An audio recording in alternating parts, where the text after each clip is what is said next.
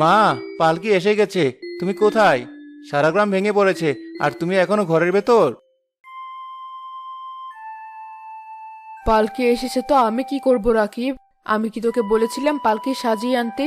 নাকি আমি কথা দিয়েছিলাম তোর বউ বরণ করব? মা, দোহাই লাগে, আস্তে কথা বলো। মানুষ কি ভাববে? আজ আমার জীবনের সবচেয়ে বড় দিন। তুমি যদি এমন করো, নুসরাত কি মনে করবে? ও তো ভয়ই নামছে না। ভয়? যার পরিবারের অমতে মায়ের মুখের ওপর কথা বলে বিয়ে করার সাহস আছে, তার আবার ভয় কিসের? আর মানুষ কি ভাববে সেটা নিয়ে তুই ভাব। আমার মান সম্মান তো তুই ধুলোয় মিশিয়ে দিয়েছিস সেদিন, যেদিন আমার বোনের মেয়ে সাদিয়াকে বাদ দিয়ে এই মেয়েকে পছন্দ করেছিস। ভাবি, কিসব অলক্ষণে কথা বলেন?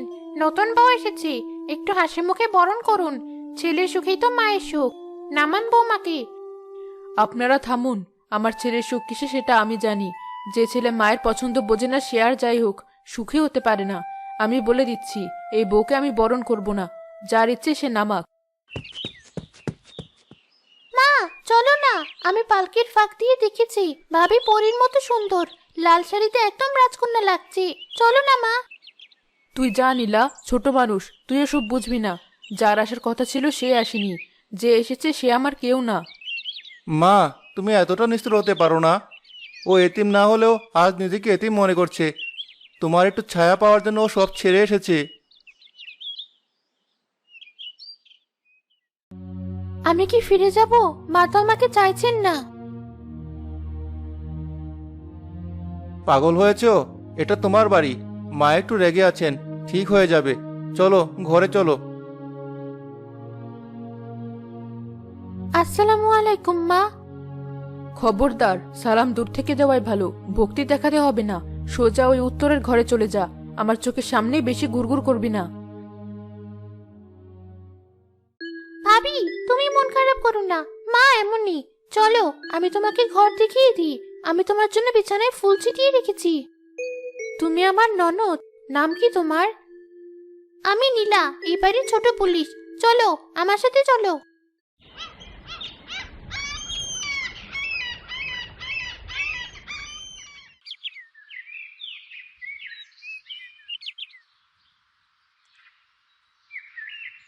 ভাবি, তুমি এত সকালে উঠেছো? আমি তো ভাবলাম তুমি বেলা করে ঘুমাবে। নতুন বউরা তো দেরি করে ওঠে। না বোন, অভ্যেস নেই। আর মায়ের জন্য নাস্তা বানাচ্ছি। শুনেছি মা সকালে রুটি আর কড়া লিকারের চা পছন্দ করেন। মা কিন্তু খুব কড়া লিকারের চা খায়। চিনি একদম কম। আদা আর লবঙ্গ দিতে হবে। তুমি পারবে? চেষ্টা করছি। তুমি একটু টেস্ট করে দেখবে? কার এত বড় সাহস আমার রান্নাঘরে হুকুম চালায়? জরিনা, তোকে আমি কি বলেছিলাম? আম্মা, আমি তো কিছু করিনি। বৌমনি জোর করে। মা, আমি নুসরাত। জরিনা খালার দোষ নেই। আমি ভাবলাম আপনি অসুস্থ, তাই একটু সাহায্য করি। আমি রুটি আর ভাজি করেছি। আর এই নিন আপনার চা।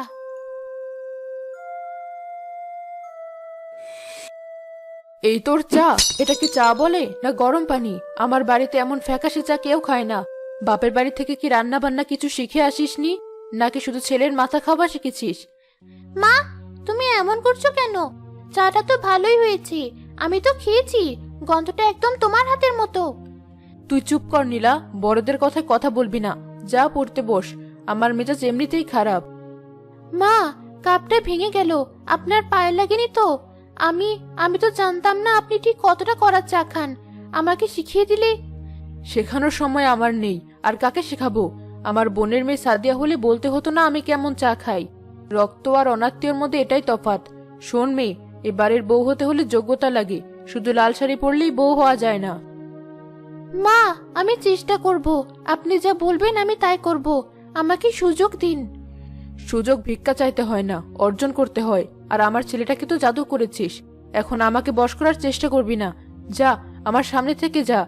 জরিনা, এই নষ্ট চা ফেলে দে। নতুন করে চা বানা। মা, আমি আবার বানিয়ে দিচ্ছি। দরকার নেই। তোর হাতের এক কাপ চা খাওয়ার চেয়ে সারাদিন না খেয়ে থাকা আমার কাছে সম্মানের।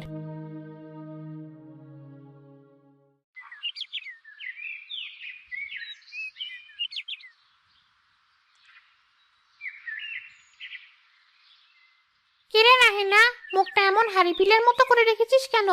নতুন বউ ঘরে, এখন তো হাসি খুশি থাকার কথা। নাতি নাতনির মুখ দেখবি কয়দিন পর। হাসি খুশি? কপাল পুড়লে কি আর হাসি থাকে? তুই তো জানিস সবই। তা তো জানি, তবে বৌমা তো দেখতে অনেক সুন্দর। কিন্তু শুনেছি ওর বাপের বাড়ির অবস্থা তেমন ভালো না। বংশগৌরব তো আমাদের মতো না। অবস্থা দিয়ে কি হবে, রক্ত তো ঠিক নেই। আমার ছেলেটাকে এমন জাদু করেছে যে মায়ের মুখের ওপর কথা বলে। আজ সকালেও চায়ের কাপ নিয়ে ছেলের কাছে নালিশ করেছে। মা, তুমি মিথ্যে কথা বলছো কেন? ভাবি তো ভাইয়ের কাছে কোনো নালিশ করেনি। ভাবি তো উল্টো তোমার কাছে মাফ চেয়েছে, আমি নিজে শুনেছি। ও মা, এই পিচ্চি মেয়ে বলে কি? রাহেলা, তোর মেয়ে তো পেকে গেছে, বড়দের মুখে মুখে তর্ক করে। এই মেয়েকে শাসন করিস না। নীলা, চুপ কর, বড়দের কথায় কথা বলিস না। যা ভেতরে যা। কেন যাব? মিথ্যে বললে আমি চুপ থাকবো কেন? ভাবি অনেক ভালো। ভাবি আমাকে আর চুল বেঁধে দিয়েছি। তোমরা শুধু শুধু ভাবির দোষ ধরো। নীলা, ভিতরে এসো, মা বকছেন। খালাম্মা, আসসালামু আলাইকুম। মা, আপনার ওষুধের সময় হয়েছে, পানি আর ওষুধটা রেখে গেলাম। ওষুধের নাম করে আবার বিষ টিষ খাওয়াও কিনা কে জানে। দিনকাল ভালো না রাহেলা, সাবধানে থাকিস। সম্পত্তি কিন্তু ছেলের নামেই। বউ যদি ছেলেকে হাত করে ফেলে, তোকে বৃদ্ধাশ্রমে পাঠাতে সময় লাগবে না। খালাম্মা, সৃষ্টিকর্তা সব দেখেন। কারণ আমি মিথ্যা অপবাদ দেওয়া মহাপাপ। মা আমার মুরব্বী, ওনার ক্ষতি হলে আমারই ক্ষতি। আর বৃদ্ধাশ্রমের কথা বলছেন? আমার বাবা আমাকে শিখিয়েছেন, জান্নাত মায়ের পায়ের নিচে, শাশুড়িও মা। তুই আমার মেহমানের সাথে তর্ক করছিস, মুখের ওপর কথা বলছিস? যা এখান থেকে, বেয়াদব মেয়ে। দেখলে তো এখনই কেমন ফনা তোলে। সাপের বাচ্চা সাপই হয়। এই মেয়েকে এখনই টাইট দে, নইলে পরে পস্তাবি।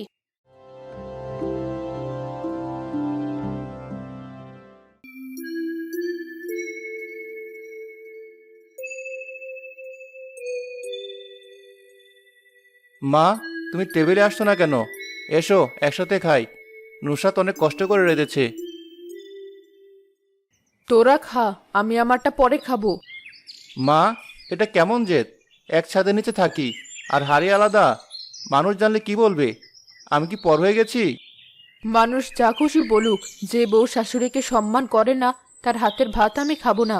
আর তুইও তো বউয়ের আঁচলে বাধা পড়েছিস। মায়ের হাতের রান্না তো এখন আর মুখে রুচবে না। মা, আপনি যদি আমার হাতের রান্না না খেতে চান ঠিক আছে, কিন্তু আপনি না খেয়ে থাকবেন না। আমি সরে যাচ্ছি।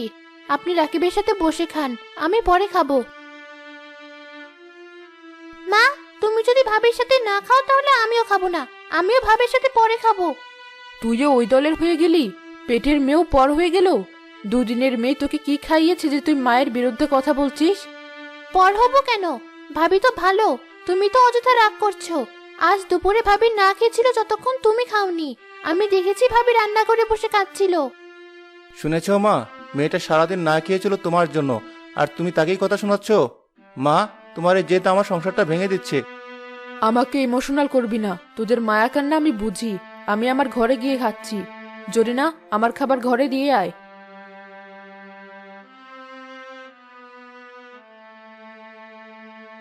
আমিও খাবো না। নুসরাত, উঠো। না, তুমি খেয়ে নাও, মা কষ্ট পাবে।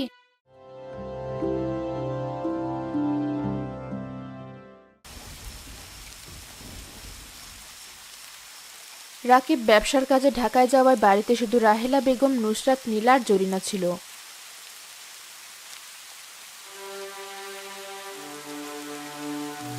পানি, আমার বুকটা, কেউ আছিস?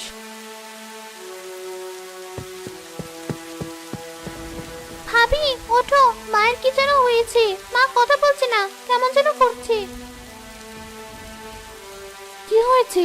চলো তো দেখি, জরিনা খালাকে ডাকো।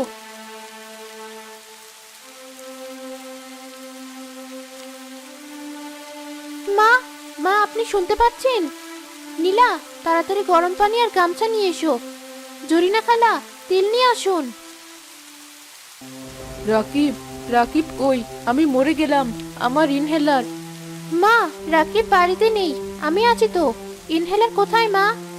নীলা, ড্রয়ারটা দেখো।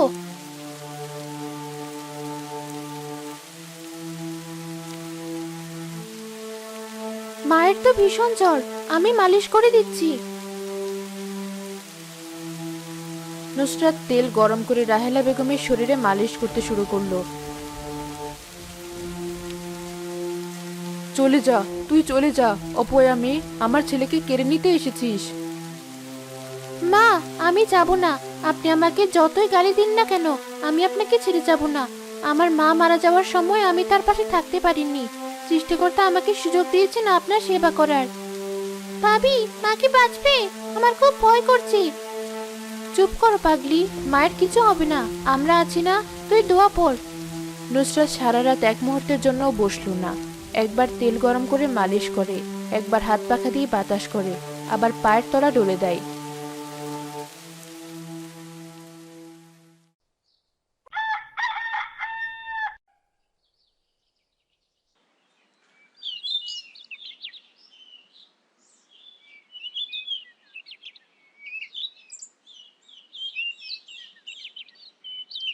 বৌমা, মা, আপনি উঠেছেন? এখন কেমন লাগছে? বুকে ব্যথা আছে? আমি কি গরম দুধ করে আনবো?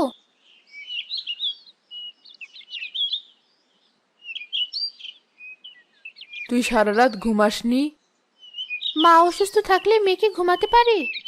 মেয়ে, আমি তো তোকে মেয়ের মর্যাদা দিইনি কোনোদিন, শুধু অপমান করেছি, তাড়িয়ে দিতে চেয়েছি। কাল রাতেও তোকে আমি কত খারাপ কথা বললাম। মা তো বকবেই, জ্বরের ঘরে মানুষ কত কিছুই বলে, ওসব আমি মনে রাখিনি মা। আপনি সুস্থ হয়েছেন, এটাই আমার সুখ।